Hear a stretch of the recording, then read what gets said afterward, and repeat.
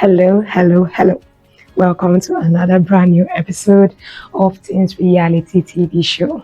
I made mention in our last episode that I was reluctant to let you go after we had just taken our time to look at what instilling values and characters can bet in you, the kind of teenagers you're actually going to be able to reproduce or produce. We cannot use the word produce when you put the right kind of character and morals into them early on. Remember, you don't just want to go out and admire other teenagers that you see being raised by other parents. You want people to also look at your teenagers and like, wow, can you tell me how you've been raising them? What have you been doing that making them become so well-mannered, responsible, self-sufficient, compassionate, kind, and excellent in everything that they are involved in. So, having understood that when you invest time and energy into your teenagers, you're not just going to be helping yourself, you'll be helping them have a wonderful future and preparing the society to receive someone who will be a blessing and a positive addition to them. In the same vein, it also goes to show that there are things that happen when parents refuse to take their own roles seriously. If you're a parent and you decide, I don't care to supervise, I don't care to have any kind of control or monitoring over my child, let them do what they want to do.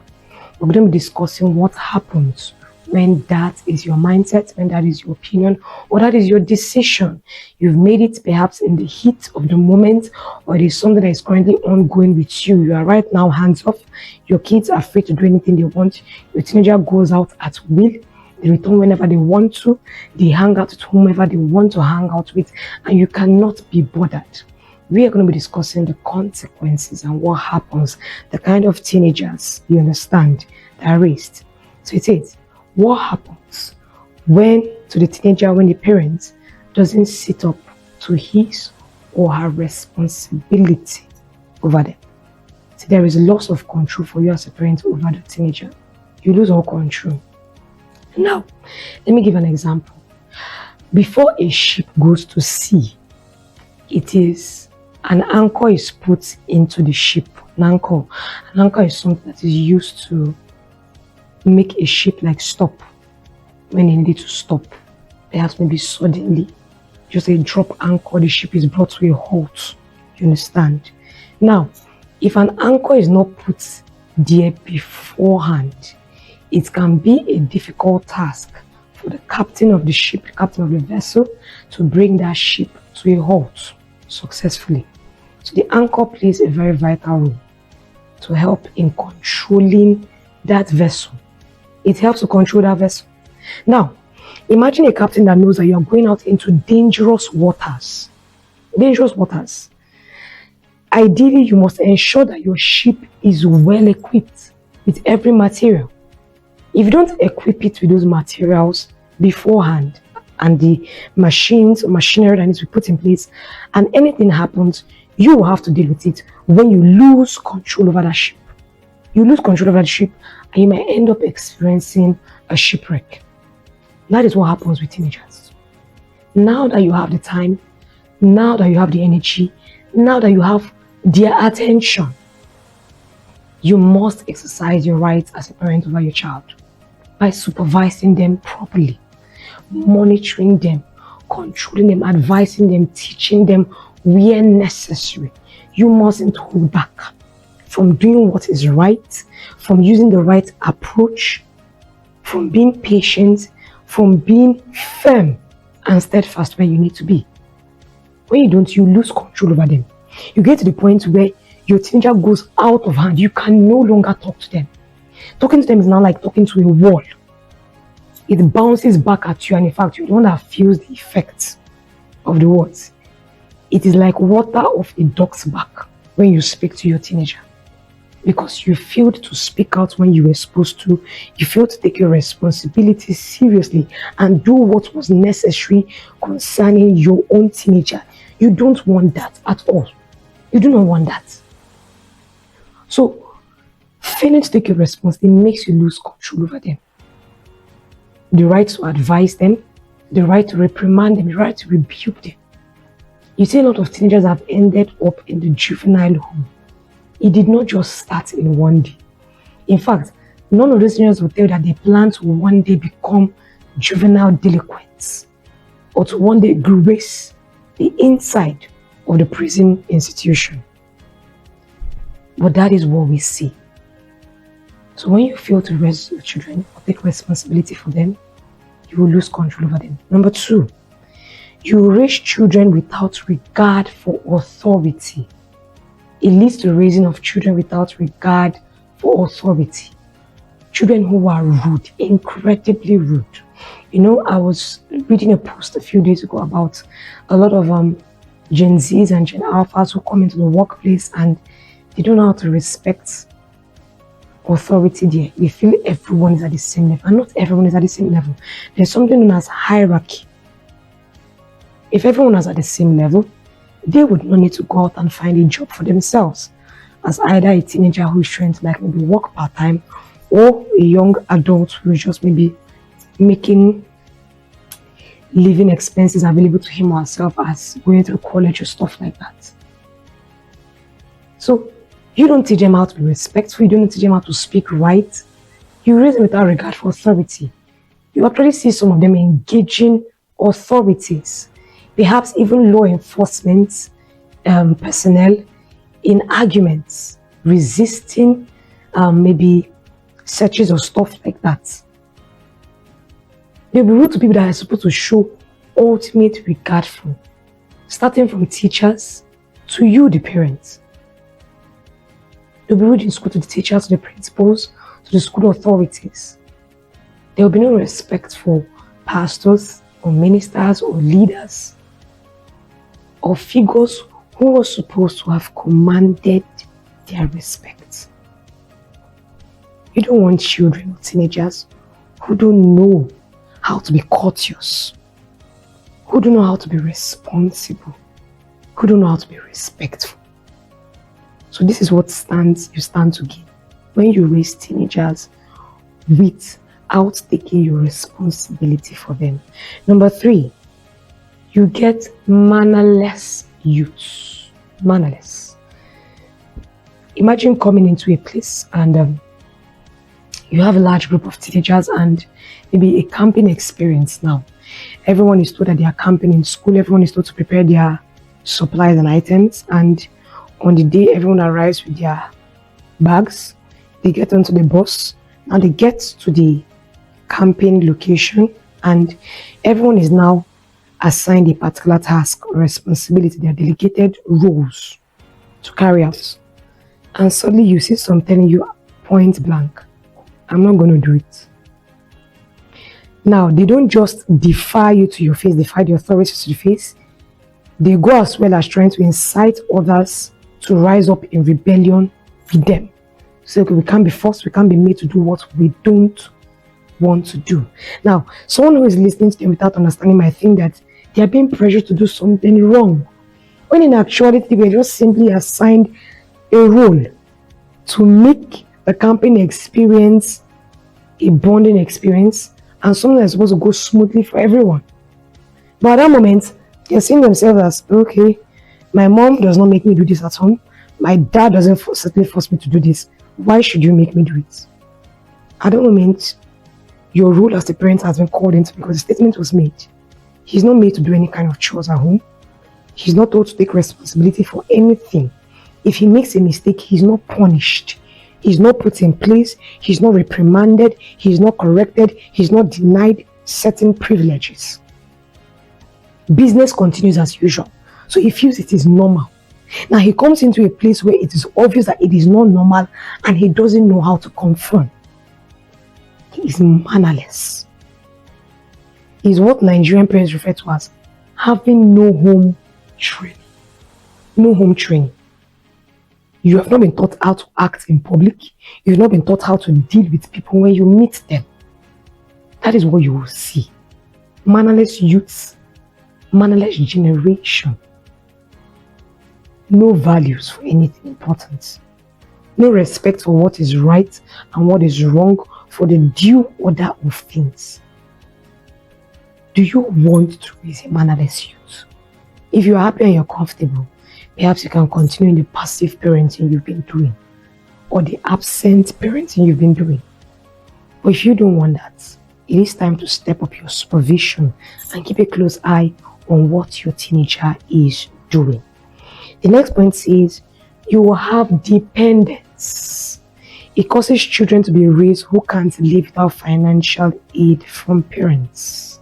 Dependence. It is sad to see children who are still living with their parents. Not just live. You can live with your parents, but now your parents are the ones still footing the bills. You do not contribute anything at all. And yet you've been trained.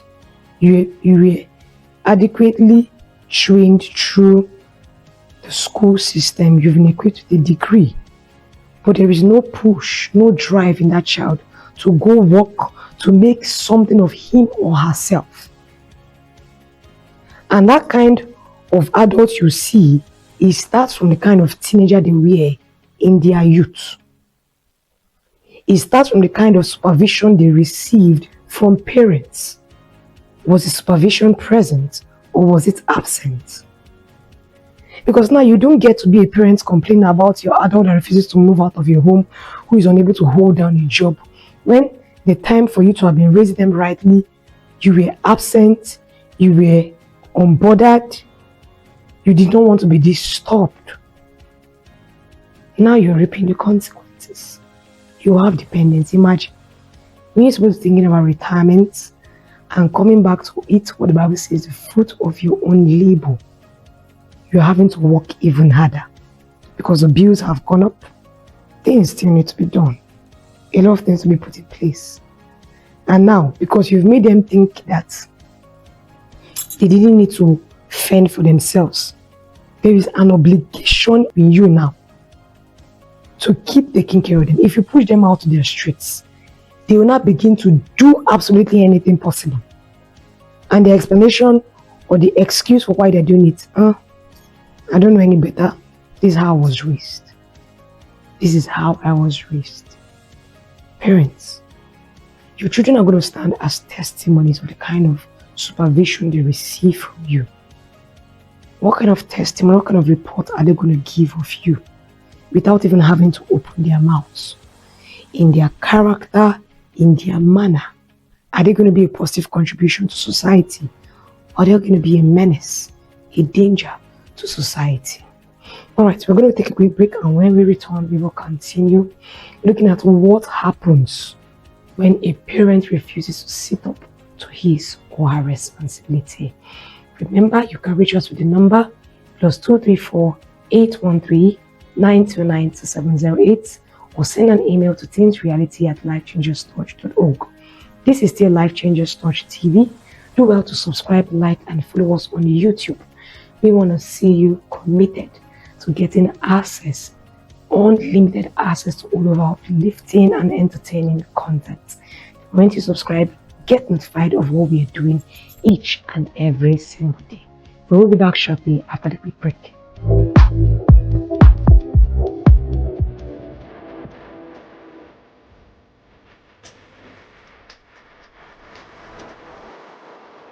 Hello, I want to welcome each and every of you to the maiden edition of Teens Reality TV show. I am your host, Pastor Udo. Our vision is to create a new brand of teenagers who can get to understand who they are, who they were created to be by God, and helping them navigate this life easily by His help. It is so important. Alright, welcome back. We are going to move down to the next point of what happens when a parent refuses to sit up to their responsibility. You get confused teens and adults. A confused teen. Have you ever met someone who doesn't seem to be like in the right frame of mind? You ask them, oh, what are you doing here? Are you supposed to be here? Like, I don't know. I'm not sure. You may call that kind of person laid back, chilling. They don't stress about anything, but sometimes you're looking at a teenager who is thoroughly confused, who doesn't know what he's supposed to be doing, when he's supposed to be doing it, how he's supposed to do it, or where he's supposed to be doing it. He has not planned out his time because the parents have not told him that his time should be divided amongst profitable responsibilities and tasks.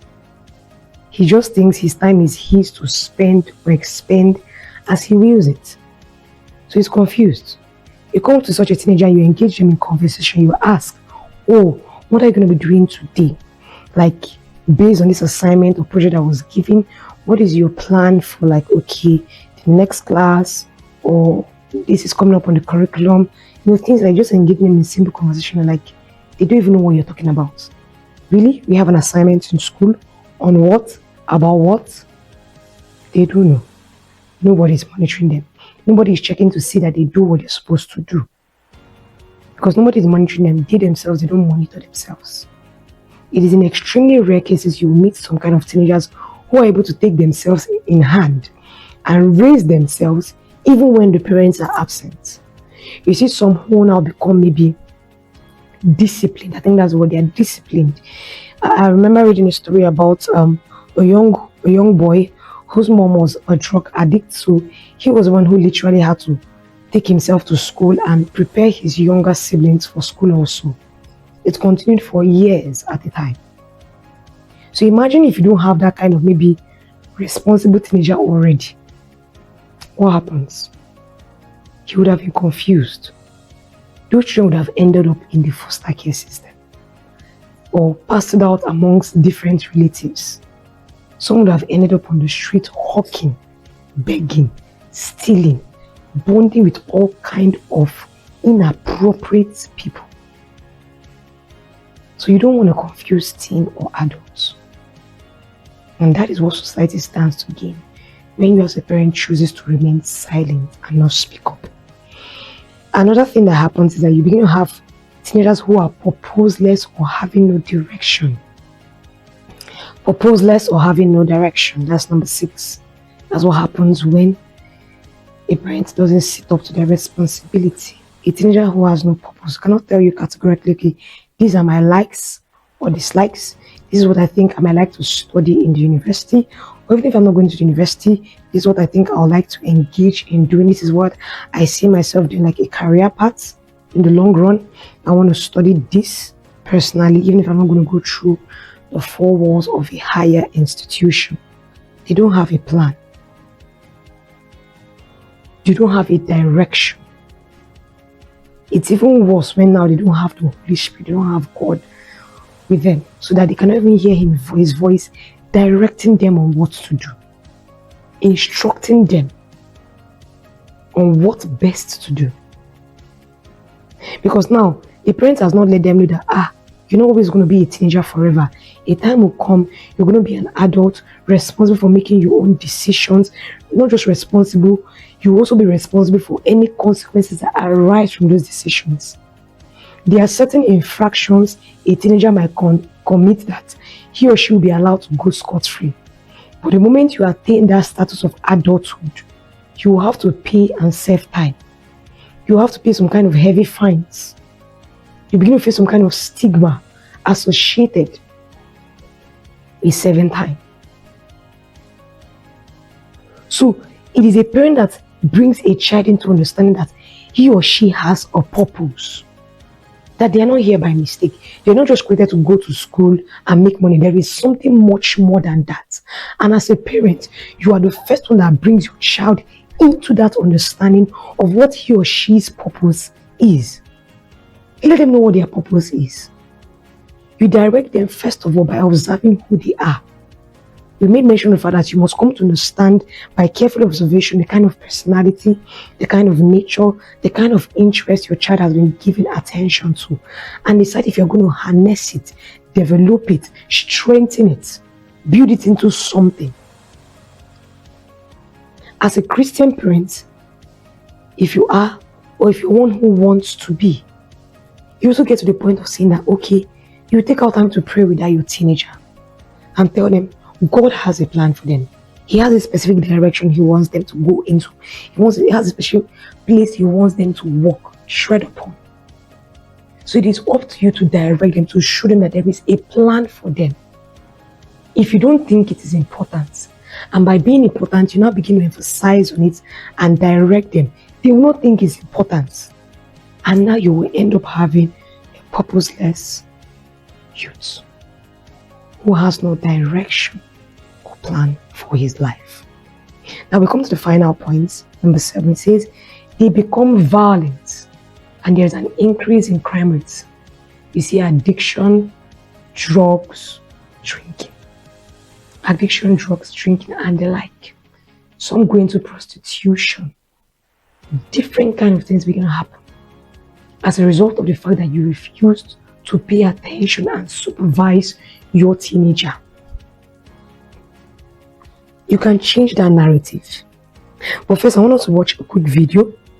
Let's watch a quick video that shows us the fact that, apart from the fact that this is what happens, it lets you know that parents play a direct role sometimes in the kind of teenagers or adults their children become.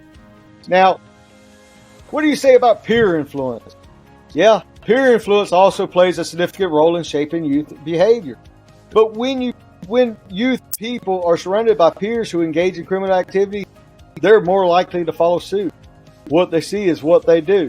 This is especially true in ages of social media, where young people are constantly bombarded by images and the messages that glorify these violences, the drug uses, and the gang culture. Now, what we have here is the role of the parents in all of this significant. While it is true that some parents are neglectful and absent, it leaves the children to fend for themselves. Others are doing the best to raise their children in challenging environments. However, even in intentional parents can be inadvertently contribute to their child's delinquency. Alright, so we saw what he had to say. That's just a short video. It's a short video addressing the fact that yes, violence sometimes that a child begins to now show, sometimes it can be tied to you as a parent. What do you do at home that those teenagers are observing? When you decided to say, okay, you couldn't be bothered about them, then what you were bothered about was engaging in activities that encourage them to become violent or engage in crime. You have no one to blame but yourself.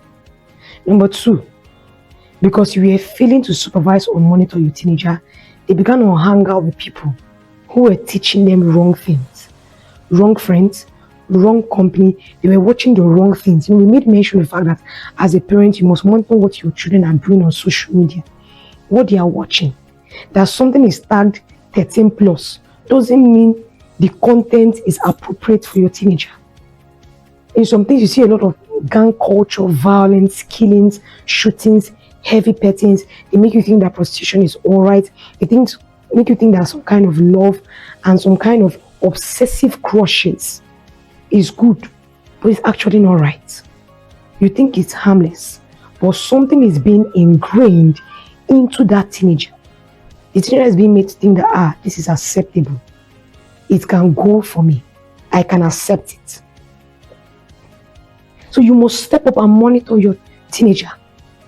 Because when you don't monitor, you don't know what they are doing on social media, you don't know who they are chatting with, who they are hanging out with. It takes less than 20 minutes for your teenager to encounter a stalker, a cyber bully, or an inappropriate person on social media through any of those chat rooms or the different social media platforms. Someone just engages them in what you think is an innocent conversation, but suddenly the tone of what is being discussed changes.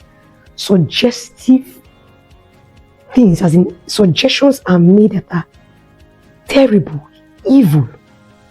And now, because there is no other corrective influence over the life of that child, they have no choice but to listen to the other suggestions coming to them.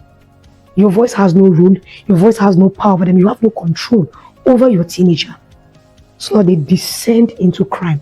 They feel crime is acceptable, they feel it's something to be proud of, something to be glorified, something to be accepted and part of the gang and popular. Is that the kind of teenager you want? Sometimes when your kids tell you they are popular in school, go check what they mean by being popular. There is a good kind of popular and the bad kind of popular. There is the dangerous kind of popular. Be sure that they are not set on a path of destruction. Be sure that you don't want a teenager who will become a danger to society because you neglected to play your role as a parent. Your role is something you cannot afford to take for granted. I can understand sometimes if you are overworked, overstretched, but you can give a few minutes each day to paying attention, to monitoring. Don't just ignore totally and expect the teenager to deal with it. Ask yourself if as a single parent whether you're actually dealing with it currently by yourself. If they fall into the same situation like you again tomorrow, will they be able to handle it? Will they be able to deal with it and come out the better for it? So as a parent, you have a choice to make. It might not always be a choice you want to make right then based on how you're feeling or the pressure you're going through or your own current reality. But when you decide to be involved in your child's life, fully, wholeheartedly, sincerely, you would have made one of the best decisions of your life, and you will not regret it. Your teenager will thank you for it, society will thank you for it, and the Lord Jesus Christ will thank you for it. Alright, we've come to the end of today's episode. I want to appreciate each and every one of you who tuned in today, particularly, and stayed all through to the end. Feel free to reach out to us with your questions, opinions, and comments with the number +234 813 929 2708. Send an email to teensreality@lifechangestoch.org. We want to hear from you. With this number, this WhatsApp, Telegram, TikTok, please feel free. Don't hold back, no matter what the challenges are. We are facing your reality with you, one day at a time, one step at a time. And as you bring in the help of God, surely you are going to be victorious and come out on top. Till I come your way, same time. Next time, I remain your host, Pastor Udo, saying to you, cheers.